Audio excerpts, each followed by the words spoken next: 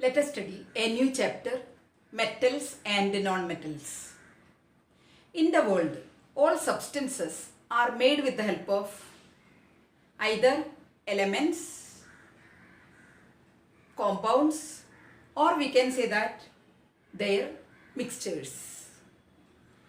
Now, the elements itself we can be able to classify as metals, non-metals as well as metalloids. Now we will study the properties, that is the physical properties of metals, non-metals as well as metalloids. Here now, metals are having different physical properties. Metalloids have a special properties there.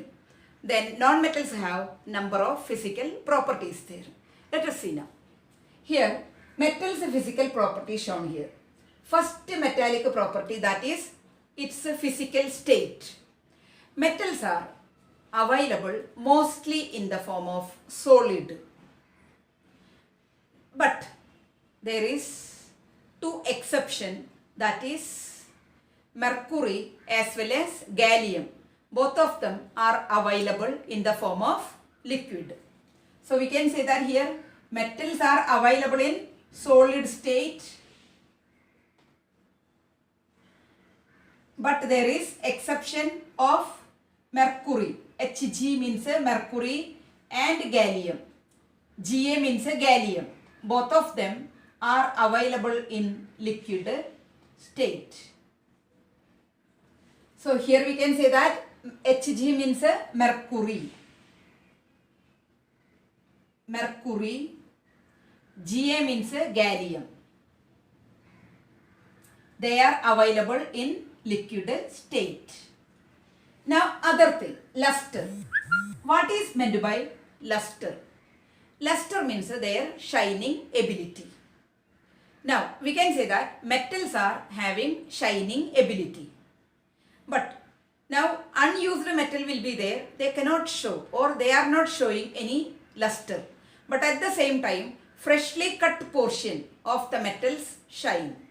Or we can say that if we scrub the metallic vessel or metallic utensil, just use a scrubber and scrub it, then again we can find that they start to shine. So we can say that metals are having a speciality, that means they have shining ability. That shining ability is known as luster. Next one, hardness. Metals are hard, but few examples like we can say that lithium, sodium, potassium, they are not hard. Even with the help of a knife, we can be able to cut sodium, potassium, etc. So we can say that all metals, you know, iron, gold, copper, etc. They are metals. They are very hard. Even then there are few soft metals, we can say, that is especially sodium, potassium, that we can be able to cut with a knife. Now other speciality, that is ductility. Ductility means copper wire you might be seen, red colored copper wire. Now copper wire mostly will be inside the insulation. Insulation wire we can say, or insulating. Insulation means what? One cover will be there. Inside that copper wire will be there. Long reddish colored wire. So that such a long wire with the metal can be able to made. So we can say that metals are having the speciality of ductility. Why? Because we can be able to make long wires with the copper. Now what is malleability? Malleability means we can make flat sheet with the help of metal by hitting or by beating with a heavy hammer on it. So with the help of that means we can be able to make a flat sheets of metals. Now that property so is known as malleability. Malleability means as and when we melt or we heat metals, then hit on it with a heavy hammer. As a result of it, metals become a flat sheet. That property is known as malleability. Next, conduction of heat. What is meant by conduction of heat? Conduction means transferring or passing current through it. metals are having the capacity to pass current through it. So we can say that metals are good conductors of heat and metals are good conductors of electricity.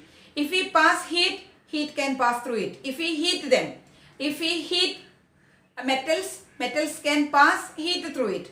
If we are passing electricity through the metals, electricity can be able to pass through the metals. So we can say that metals are good conductors of heat, even they are good conductors of electricity. Next one, density. When we study about the density of the metals, metals are having high density. High density means we can say that in a cubic centimeter place, we can say that volume, this is known as a volume. Volume in cubic centimeter. Cubic centimeter means length, breadth as well as height. All means suppose 1 centimeter length, 1 centimeter breadth, 1 centimeter height. Such a small box is there, just imagine. In that large means a very heavy condition, that means these metals will be occupy small piece, but even then its mass is very high. So we can say that here 1 cubic centimeter means its length, breadth as well as height will be 1 centimeter. Such a small box you have to think. In that, here we can say that mass of the body, any object, that will be, here we are thinking of metals. So its density will be very high. Density means what? Mass upon volume. Mass of the body upon volume. Mass, M-A-S-S. Mass upon volume. Volume in cubic centimeter. Cubic centimeter means a small box which is having 1 centimeter length, 1 centimeter breadth and 1 centimeter height.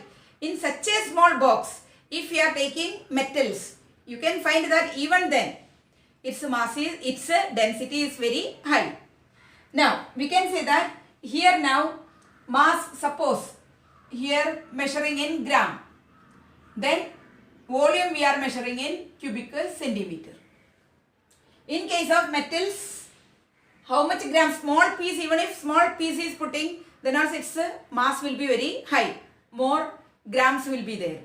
Then we can say that at the same time there is some exception, that is in case of lithium, sodium, potassium. These are also metals, but their density is very less. When we take lithium in 1 cubic centimeter, only 0.53 grams of lithium only can be able to occupy. So we can say that in case of metals, its density is very high. That means 1 cubic centimeter volume. If we are keeping any metal, we can find that its gram will be more, its weight will be more. But at the same time, if we are taking lithium, sodium, potassium, these are also metals. Even then, their density will be very less. So we can say that metals are having high density, but there is exception of lithium, sodium, potassium. Their density is very less. Then other property, that is other physical property, their melting as well as boiling point. In case of metals, their melting point is very high. When we heat them, it will melt. But for melting, that very high temperature is required. And their boiling point also very high. But there is some exception we can say, that is mercury as well as gallium. Their melting as well as boiling point, they are available in liquid form and their melting as well as boiling point is very, very less. Now, other thing, sonority. What is meant by sonority? Sonority means a sound producing ability. When metals hit with each other, they produce a sound. So we can say that metals are having the property of sonority. Metals are sonorous. Sonorous means what? They are having the capacity to make a sound when they struck. Now the property of making sound. when they struck, that is known as sonority. So metals are having the property of sonority. Metals are sonorous. They can make a sound. Now we will study about non-metals, their physical properties. Non-metals are having, we can say that most of the non-metals are available either in solid or liquid or in gaseous state. They are available in three states. Solid state, they are available, we can say carbon, sulfur, they are available in solid state. Liquid, if you are saying bromine is a non-metal, it is available in liquid state. Gaseous state, for that oxygen, then nitrogen, etc. They are available in the gaseous form. So we can say that non-metals are available in three different states: solid, liquid as well as gaseous. Then other physical property, they do not have luster. They never shine. But there is exception, that is iodine as well as graphite. Both of them are non-metals. Even then they have the capacity to shine. That is, so iodine as well as graphite, they are non-metals, but they have the property of luster. Remaining non-metals do not have luster. Next one, brittleness. Brittleness means if they fall down, in case of solid non-metals, like we can say carbon, sulfur, if they fall down, they will break. So the breaking property of the non-metals known as brittleness. Other one, ductility as well as malleability. Non-metals do not have the property of ductility as well as malleability. They, using non-metals, we cannot make long wires. Even we cannot be able to make flat sheets with the help of non-metals. So we can say that they do not have the property of malleability as well as ductility. Next one, they do not have the capacity to pass heat as well as electricity through them. But there is one exception, that is, we can say that graphite. Graphite is a non-metal. Even then, through graphite, heat can conduct or pass. Same way, even electricity can pass through it. So we can say that graphite is the exception.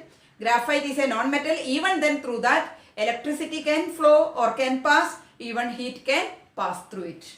Then other one, density. Density means it's a mass upon volume, that is very low. In case of mass of the non-metals are very low, because of that density of the non-metals are very less. Other one, melting as well as boiling point of non-metals are very less, very small. We can say melting point as well as boiling point of non-metals are very, very less. But there is exception, that is carbon as well as boron. Carbon as well as boron, even after being non-metal, their melting point as well as boiling point is very, very high. Then now we are studying about metalloids. Metalloids means, metalloids are the elements which are having the properties of metals as well as non-metals. Here there are few examples of metalloids. They are boron, silicon, germanium, arsenic and antimony.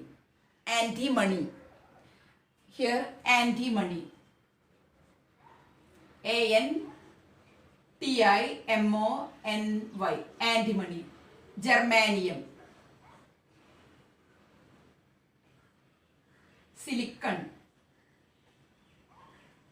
Boron. Arsenic.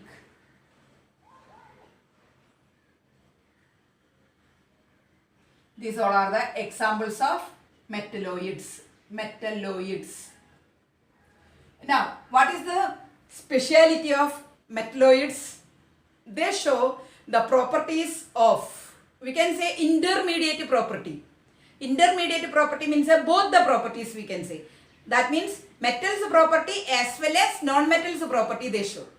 So metalloids are only few: boron, silicon, antimony, arsenic, germanium.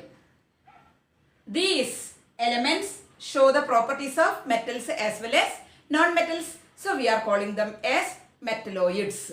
So now we had studied only the physical properties of metals and non-metals as well as metalloids. Thank you.